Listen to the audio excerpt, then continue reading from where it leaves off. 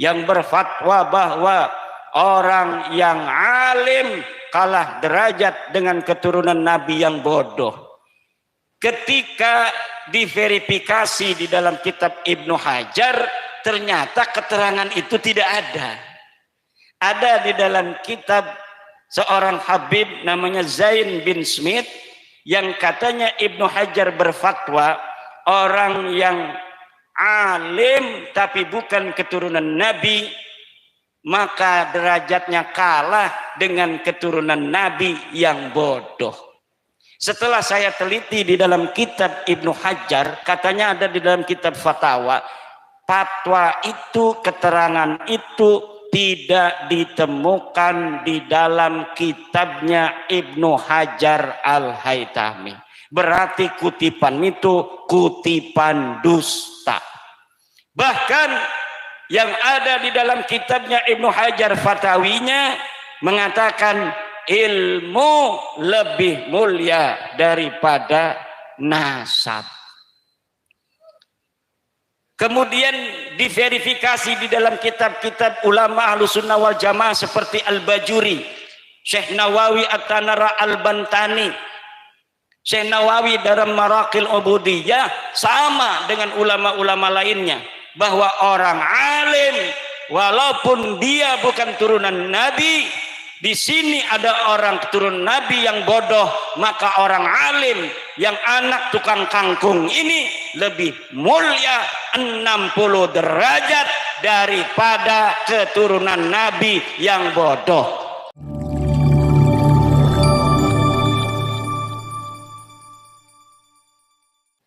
Assalamualaikum warahmatullahi wabarakatuh.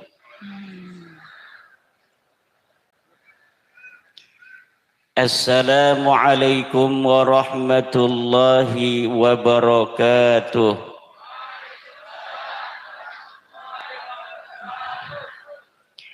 Ruwiya anna an-nabiy sallallahu alaihi wa alihi wa sallama idza sallama salasan. Assalamualaikum warahmatullahi wabarakatuh.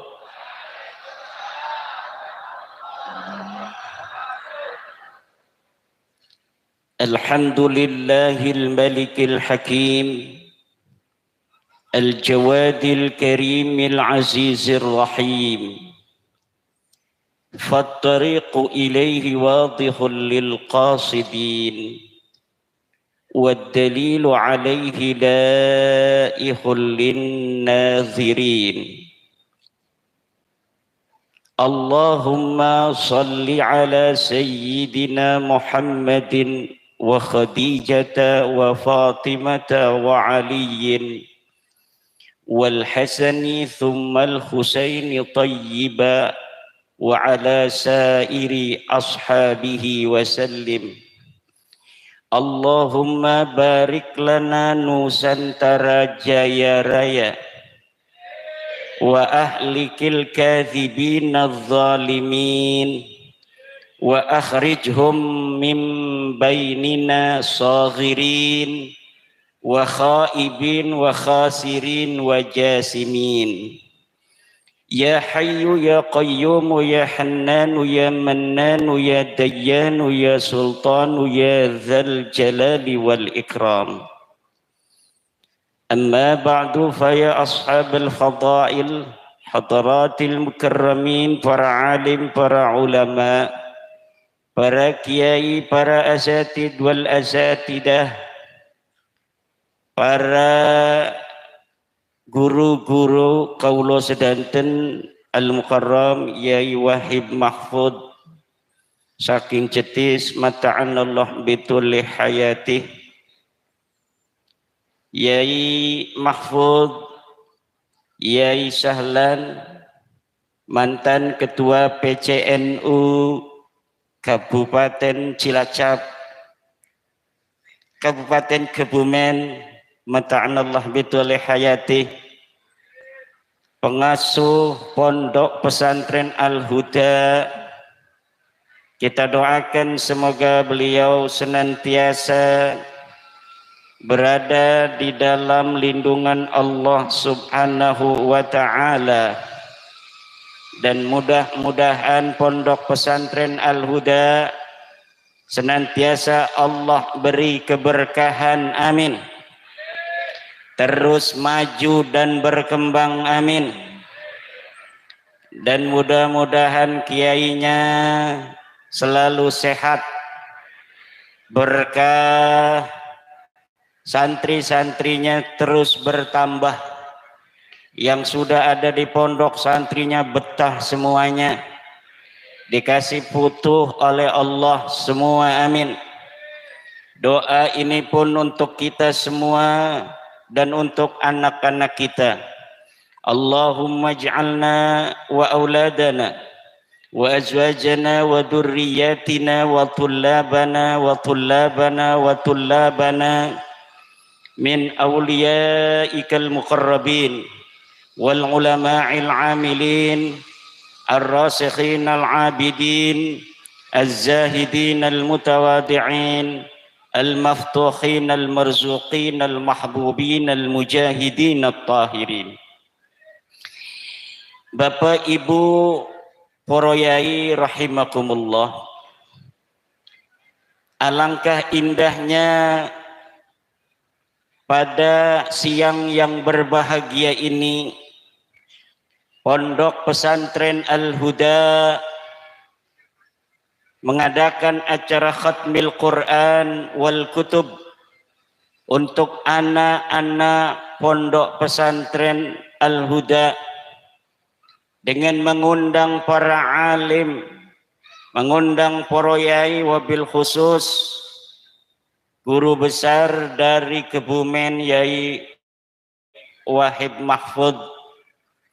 Tentunya kita yang hadir pada hari ini karena berkumpul dengan orang alim, para yai, akan juga mendapatkan keberkahan dari beliau-beliau, amin. Syahidallahu annahu la ilaha illahu wal malaikatu wa ulul ilmi qa'iman bil qisti. Di dalam ayat ini Allah berikan sebuah isyarah. Asyarallahu fi hadhil ayah, bahwa sesungguhnya orang alim berada di susunan ketiga setelah Allah, malaikat, di dalam bersaksi bahwa sesungguhnya tidak ada Tuhan yang wajib disembah dengan hak illallah kecuali Allah.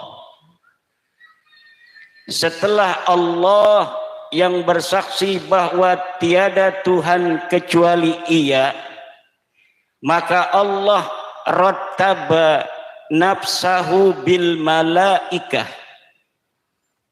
Wal malaika yang kedua adalah orang-orang atau makhluknya yang bersaksi. Syahida ay hakama wa'takada. Hakama lillah wa'takada liulil ilmi. Hakamallahu subhanahu wa ta'ala bi annahu la ilaha illa huwa. Wa'taqada ulul ilmi bi annahu la ilaha illa huwa. Tidak ada Tuhan yang pantas disembah, yang bisa memberikan manfaat, yang bisa memberikan madarat, illallah, kecuali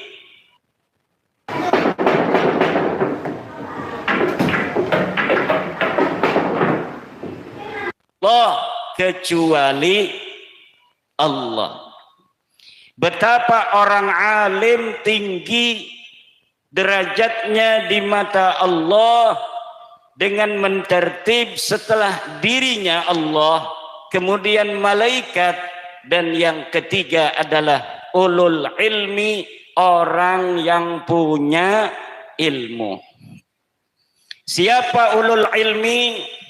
Kata Syekh Nawawi At-Tanara Al-Bantani di dalam kitab Tafsir Marah Labid, ulul ilmi humul ladzina arafu wahdaniyatallahi ta'ala biddalailil qati'ah, yaitu orang-orang yang mengetahui wahdaniyatnya Allah biddalailil qati'ah, dengan dalil-dalil yang pasti, dengan dalil-dalil yang qat'i.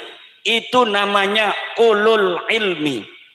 Alladzina arafu wahdaniyatallahi biddalailil qati'ah, orang-orang yang ma'rifat, orang-orang yang memahami bahwa Allah itu tunggal biddalailil qati'ah. Dalailil qati'ah ini ada dua. Pertama adalah dalilut tamanu' dan dalilul fitri.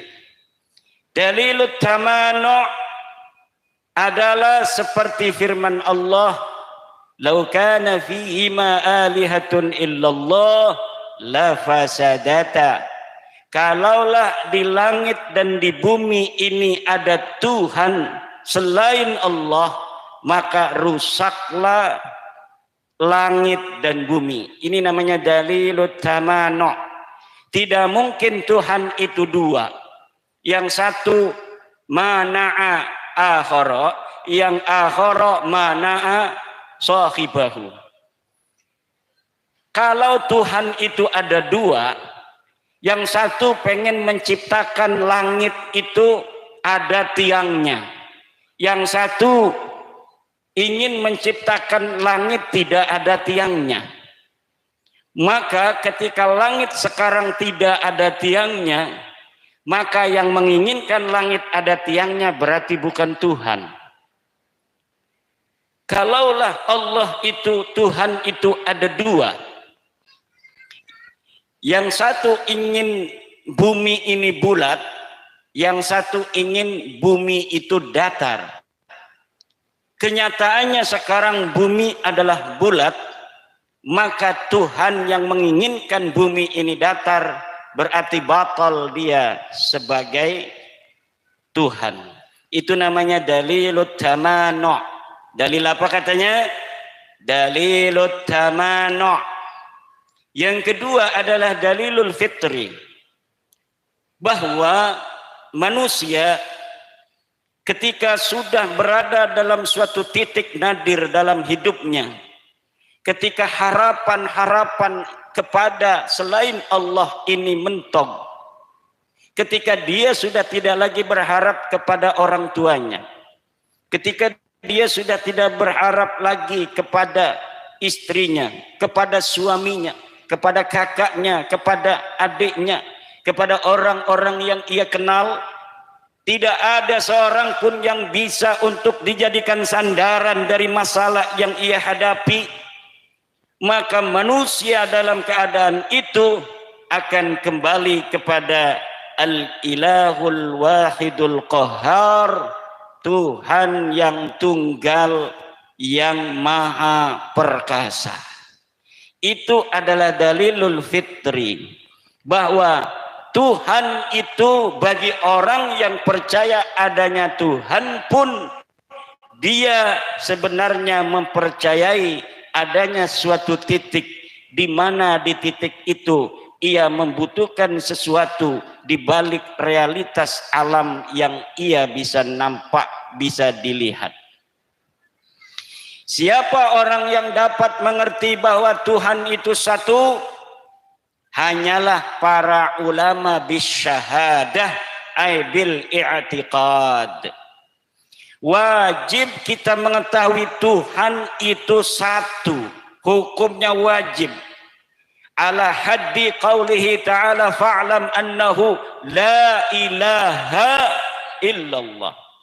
Fa'lam, maka ketahuilah annahu la ilaha illallah, bahwa tidak ada Tuhan selain Allah itu la yajuzu nailuhu bitaqlidi wal ittiba' walakin bil ilmi lianna Allah subhanahu wa ta'ala yaqul fa'lam bil ilmi annahu la ilaha illallah.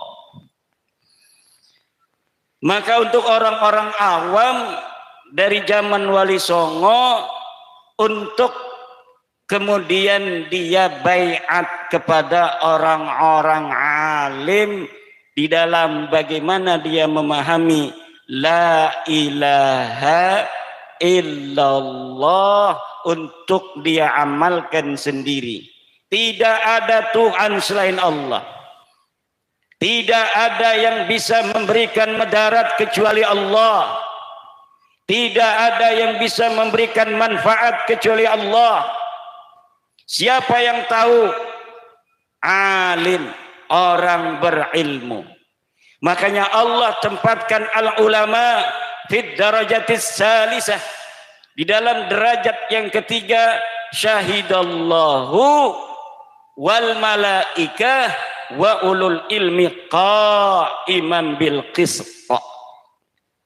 Tetapi ulul ilmi tidak bisa qa'iman bil qisti. Kenapa qa'imannya mufrad, hal mufrad?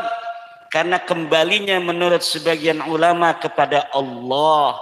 Yang qa'iman bil qisti hanyalah Allah. Al malaikah wa ulul ilm, dia tidak qa'iman bil qisti. Hada at-tafsir inda ba'dil ulama. Kemudian Allah katakan, ini kita bicara tentang ilmu karena ada anak-anak kita supaya mereka menjadi orang-orang alim. Allah katakan innama yakhshallaha min ibadihil ulama. Innama yakhshallaha, hanyalah ulama yang takut kepada Allah. Innama yakhshallaha min ibadihil ulama, hamba-hamba Allah yang di dalam hatinya ada ketakutan kepadanya hanyalah ulama. Kullama izdada ilmuhu izdadat khasyatuh.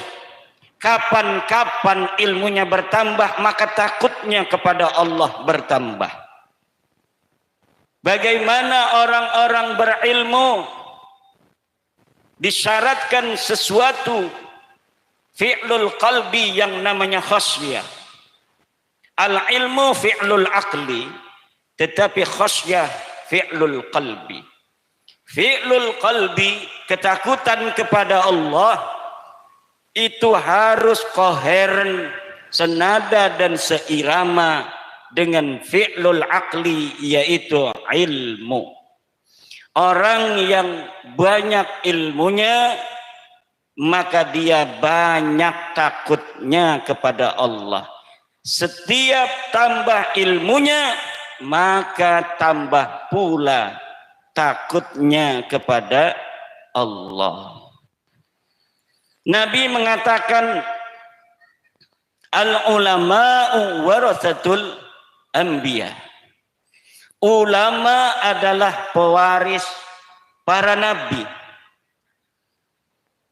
Karena para ulama pewaris para nabi, nabi tidak diwarisi oleh anak-anaknya, tapi diwarisi oleh para ulama.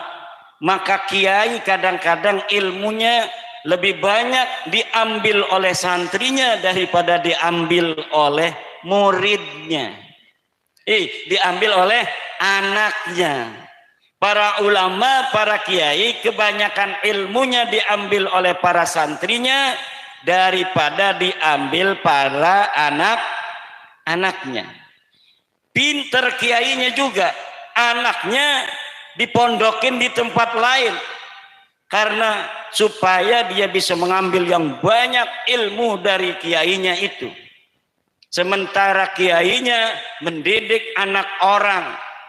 Karena kiai itu ketika melihat muridnya, santrinya, ilmunya lebih dari dirinya, maka dia berbahagia. Ya Rabbi bin Nawawi irhamman masyayikhana wa atiranna kuburahum bin ni'ami. Ya Rabbi bil khalil iftah kulla talibina waj'alhumu khairan minna wa khairal umami. Ya Rabbi bil hashim iqbal kullama da'una salatuhu wassalam ya akramal umami. Itu adalah 3 bait syair yang saya karang tentang mengambil keberkahan dari Syekh Nawawi, Syekh Khalil Bangkalan dan Syekh Hasim Asy'ari. Ya Rabbi bin Nawawi irhamman masyayikhana. Ya Rabbi, dengan barakah Syekh Nawawi At-Tanara Al-Bantani, irhaman masyayikhana. Semoga engkau sayangi para guru-guru kami, wa'attiranna kuburahum bin ni'ami, dan siramilah wewangian di kubur mereka dengan berbagai macam nikmat. Ya Rabbi bil khalil iftah kullama. Ya Rabbi bil khalil iftah kulla talibina. Ya Allah, dengan barakah Syekh Khalil Bangkalan, iftah kulla talibina, berilah foto semua santri-santriku, waj'alhumu khairan minna, jadikanlah mereka khairan minna, lebih baik dari kami. Itu doa para kiai kepada santri. Jadi para kiai kalau punya santri, kemudian dia mendengar santrinya jadi kiai, itu kiai bahagia, betul. Ada orang namanya Habib, muridnya bukan santri, namanya Mukibbin. Habib muridnya namanya Mukibbin. Nanti kalau dia dengar Mukibbinnya itu sudah berpangkat Habib, ini gurunya seneng apa marah? Seneng apa marah? Marah. Betul apa tidak? Kiai punya santri, dengar katanya di kampungnya udah jadi kiai. Kiai bahagia apa tidak? Habib punya santri Mukibbin, lalu dia dengar Mukibbinnya ini sudah bergelar Habib, marah apa tidak? Marah, saudara. Betul apa tidak? Lalu kalau begitu, kita mau ngaji sama kiai apa kita ngaji sama Habib? Kiai. Kenapa? Kiai adalah pewaris para nabi. Pewaris para nabi bukan keturunannya.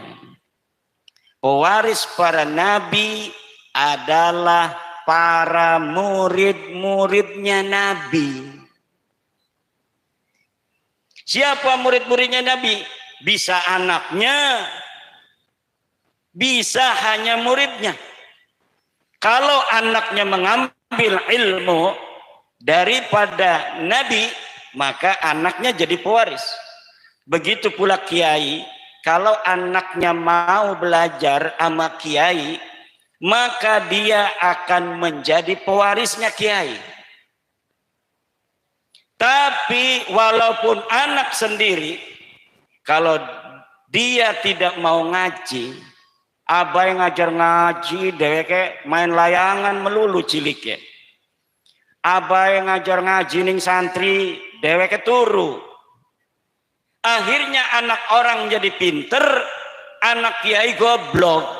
Kira-kira yang bakalnya menjadi penerus kiai ini, anaknya yang goblok, apa muridnya yang pinter? Coba lihat Yai Wahid dari Kebumen sejam setengah datang kemari, bahagia di pondok pesantren Al-Huda, muridnya sudah jadi kiai. Itu luar biasa bahagianya seorang guru. Saya walaupun masih muda, santri saya yang sudah bikin pondok 5. Di Baros 1 punya pondok pesantren Nahdlatul Aqtab, kebangkitan para wali-wali kutub. Namanya anak santri ya, namanya masih muda, bikin pesantren Nahdlatul Aqtab. Jadi apa namanya, kebangkitan para wali-wali kutub. Ada lagi yang bikin pondok di daerah Kresek masih Lataksal, ojo males. Ada lagi yang bikin pesantren Darul Ulum. Kalau saya kan Nahdlatul Ulum, sekarang Darul Ulum.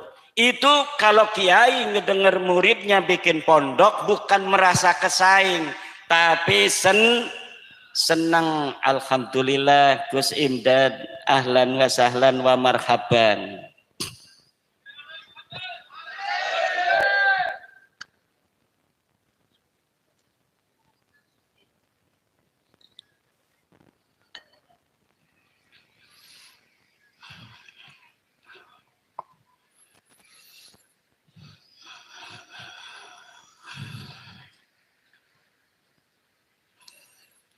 Makanya para ibu, para bapak hadirin ma'asyiral muslimin rahimakumullah. Sejak zaman dulu ketika Islam baru datang di Pulau Jawa ini, para penyebar agama Islam pertama yaitu para wali songo. Maulana Malik Ibrahim, Sunan Giri, Sunan Ampel, Sunan Bonang, Sunan Derajat, Sunan Muria, Sunan Kudus, Sunan Kalijogo, Sunan Gunung Jati, Syarif Hidayatullah.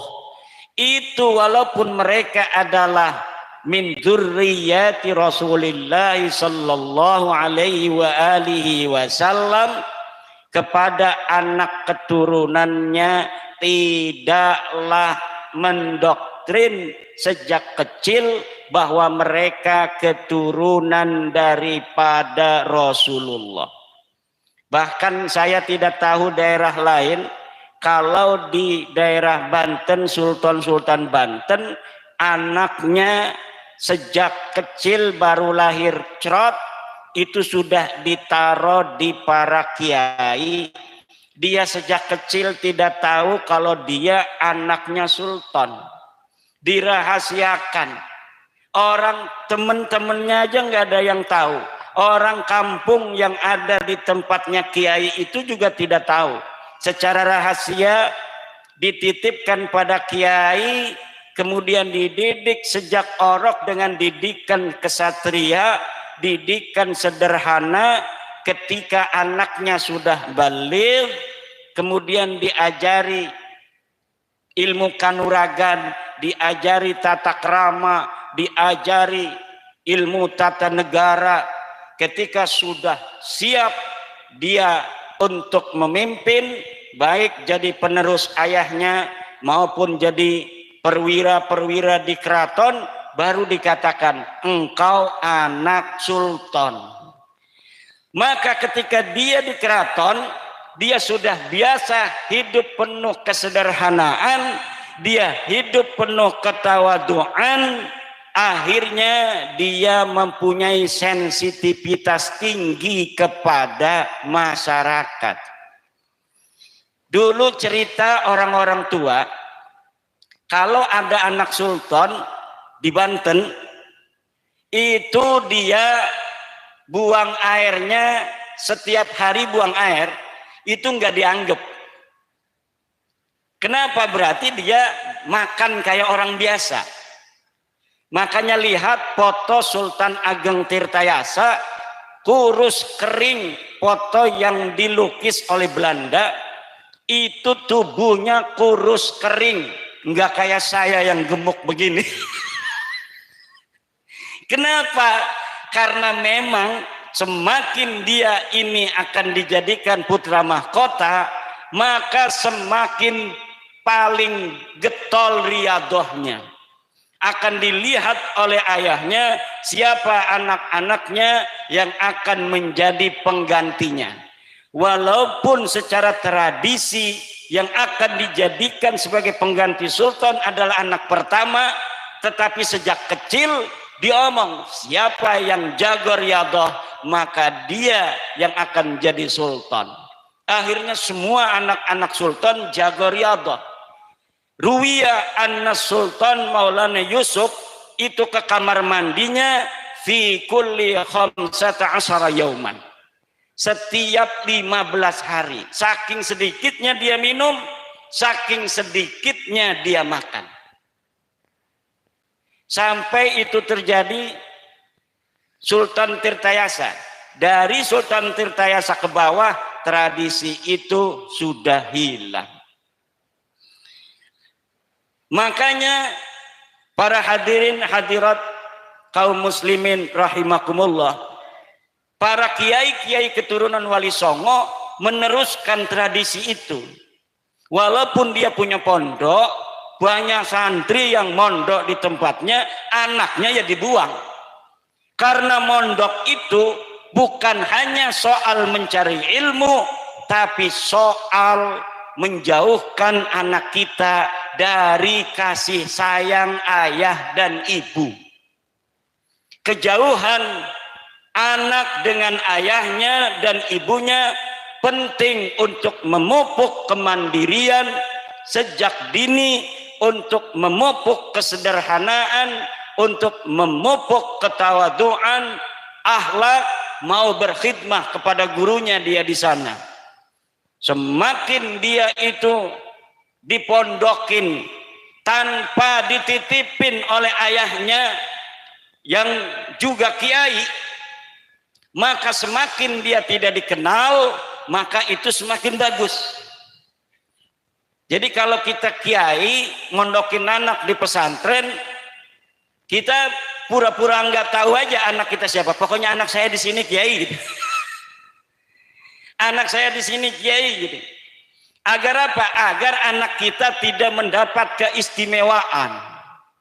Nanti kalau guru anak kitanya tahu mana anak kita, nanti dicari-cari. Nanti akan diistimewakan karena putra temannya dan lain sebagainya. Dulu demikianlah cara orang-orang tua kita di dalam cara taktik memondokkan anaknya agar anaknya sama seperti santri-santri lainnya. Dan inilah ajaran Wali Songo, ajaran kesetaraan, ajaran yang berdasarkan apa yang dikatakan Allah di dalam Al-Quran, inna akramakum indallahi atqakum. Sesungguhnya orang yang paling mulia di sisi Allah adalah orang yang paling bertakwa. Ada orang yang mengatakan orang yang paling mulia adalah orang yang bernasab kepada Rasulullah. Betul? Ada enggak itu orang suka ngaku-ngaku cucu Rasulullah? Ada enggak? Jawab yang tegas. Ngaku-ngaku cucu Rasulullah, sejak anaknya bayi bisa ngomong, anaknya itu sudah diperkenalkan dengan doktrin-doktrin bahwa kamu adalah cucunya Rasul, kamu lebih tinggi derajatnya daripada kiai-kiai. Kiai itu 70 pinter-pinter, kamu satu goblok, maka kamu lebih mulia daripada kiai-kiai itu. Karena kiai itu mulia karena ilmu. Kalau dia gila, ilmunya hilang. Tapi kalau kamu cucu Nabi, kamu mulianya karena datmu, karena darahmu. Ada darah Rasulullah mengalir dalam tubuhmu. Walaupun kamu gila, kamu tetap menjadi mulia. Akhirnya orang-orang yang begini tumbuh dalam kesombongan zat, tumbuh di dalam perkembangan otak yang tidak waras. Dirinya merasa lebih tinggi dari orang lain. Ada dibikin kitab-kitab yang mendukung pendapat-pendapat dusta. Katanya dari Ibnu Hajar, Al-Haytami yang berfatwa bahwa orang yang alim kalah derajat dengan keturunan Nabi yang bodoh. Ketika diverifikasi di dalam kitab Ibnu Hajar, ternyata keterangan itu tidak ada. Ada di dalam kitab seorang Habib namanya Zain bin Smith yang katanya Ibnu Hajar berfatwa orang yang alim tapi bukan keturunan Nabi maka derajatnya kalah dengan keturunan Nabi yang bodoh. Setelah saya teliti di dalam kitab Ibnu Hajar, katanya ada di dalam kitab fatwa itu, keterangan itu tidak ditemukan di dalam kitabnya Ibnu Hajar Al-Haytami. Berarti kutipan itu kutipan dusta. Bahkan yang ada di dalam kitabnya Ibnu Hajar Fatawinya mengatakan ilmu lebih mulia daripada nasab. Kemudian diverifikasi di dalam kitab-kitab ulama Ahlussunnah wal Jamaah seperti Al-Bajuri, Syekh Nawawi At-Tanara Al-Bantani, Syekh Nawawi dalam Maraqil Ubudiyah sama dengan ulama-ulama lainnya, bahwa orang alim walaupun dia bukan turunan Nabi, di sini ada orang keturunan Nabi yang bodoh, maka orang alim yang anak tukang kangkung ini lebih mulia 60 derajat daripada keturunan Nabi yang bodoh. Itu ada di dalam kitab Maraqil Ubudiyah karangan orang Banten, Syekh Nawawi At-Tanara Al-Bantani. Innal alima alladhi lam yansub ilaihi sallallahu alaihi wa alihi wasallam yafuqu alal jahilil ladhi yantasibu ilaihi sallallahu alaihi wasallam bisittina darajah.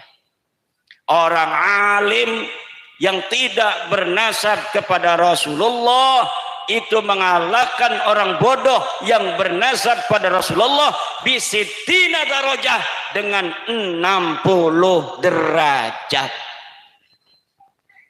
Siapa saja dia bisa baca kitab, mondok, maka dia yang akan jadi kiai.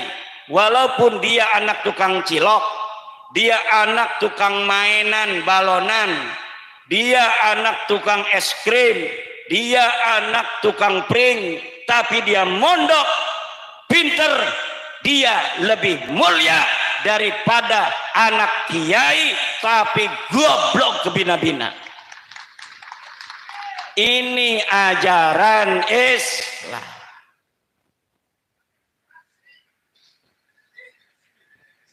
Pakai sodin.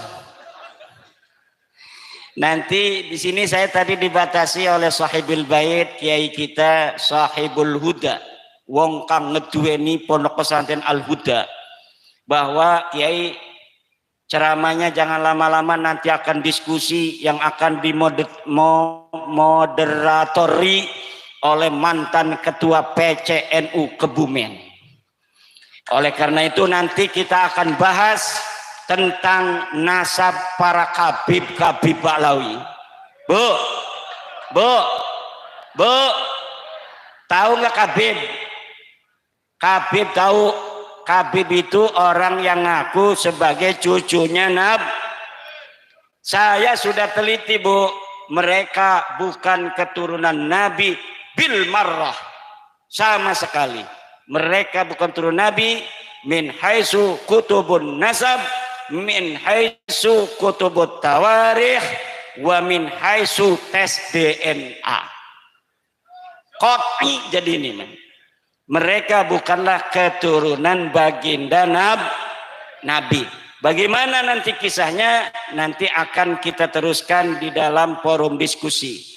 Bagi ibu-ibu yang ada kerjaan di rumah, nggak apa-apa, boleh pulang nanti setelah doa.